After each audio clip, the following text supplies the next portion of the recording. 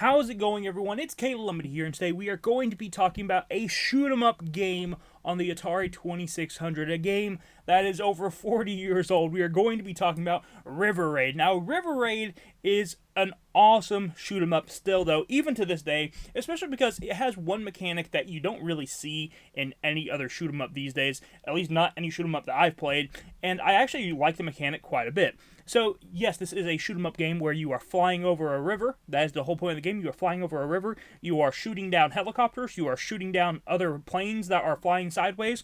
You are shooting boats down, and you are trying to avoid them as they are moving towards you so they don't run into you and basically kamikaze themselves into you. So you are trying to avoid them all, and while you are trying to avoid them, you also have to pay attention to your fuel.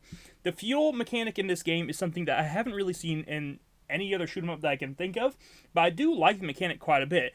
You have fuel in this game and it will slowly run down over time, and to refill it, you have to fly over these little fueling stations. You'll see these little fuel canisters in the river, and if you fly over them, it will start refilling your fuel. However, on the flip side of that, you can still shoot those fuel canisters and blow them up.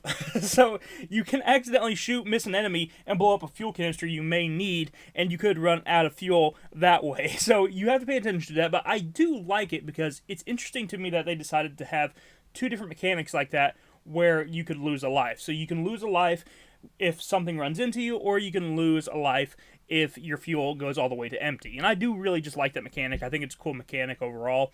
And I do like the kind of risk and reward system that has set up. Because if you shoot these fuel tanks that are in the water, it will give you points towards your high score. And it gives you a decent amount of points towards your high score.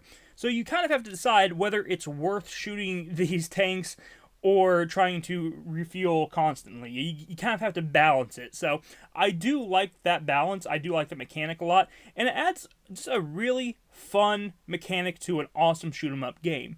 The actual way this game looks, I actually think it looks pretty decent. And actually the sound design is really nice as well.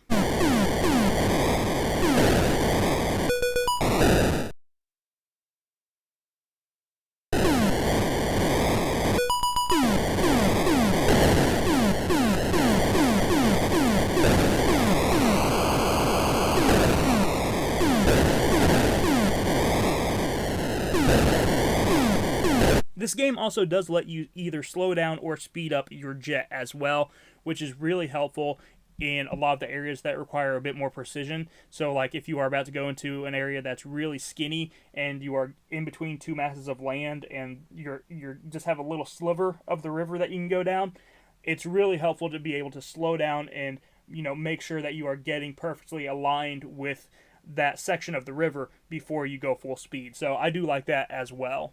The controls are also pretty tight in this game, and that's a good thing because there are some sections where the river gets really tight, and you have to stay over the river because if you try to fly over the grass, your plane explodes. Think of it kind of like if you are flying in a valley and the river is in the middle of this valley. Basically, running into the green is basically like running into a wall, and when you do that, you explode. So you have to stay over the river, and there's some sections of this river that get really tight and pretty quick.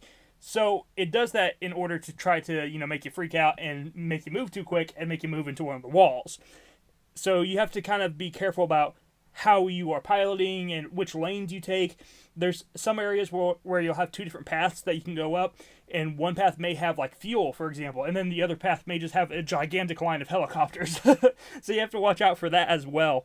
But I do actually like the way that it's set up there, and I like that you have to kind of be careful whenever you're going through these little tight areas like that.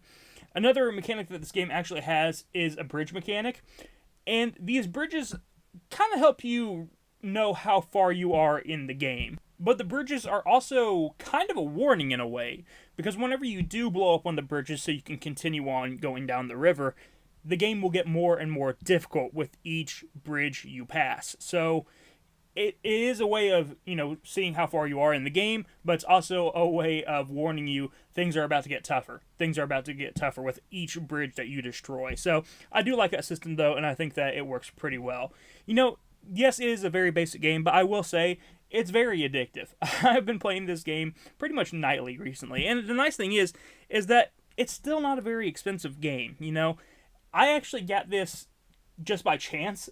I bought a blank Atari cartridge, and I threw it into my Atari to see what it was, and it was River Raid, and I was pretty excited about that. I paid $3 for a blank cartridge, and I ended up getting a really good game, so I'm pretty happy with that. But honestly, usually you can find it for less than $10. You can usually find it for less than $5. If you go to an actual game store, you look around, or maybe you look in some like lots and stuff, you can find it for a fair price. Always keep in mind with Atari stuff, and really gaming stuff in general, when you buy lots, you are getting a lot of bulk for really cheap. And Atari lots are really, really good for just getting a lot of games that you want. And then the stuff that you don't want, you can either set to the side, or you can use as backups. Or you can also start collecting variants. Collecting variants is actually a fun part of Atari games as well. Collecting the different artwork that's on the carts and everything. I think that's really fun also. So either way, lots are the way to go, or try to find this in person is what I would say. Thank you guys for watching. I'll talk to you guys in the next one. You have a wonderful day. Bye-bye.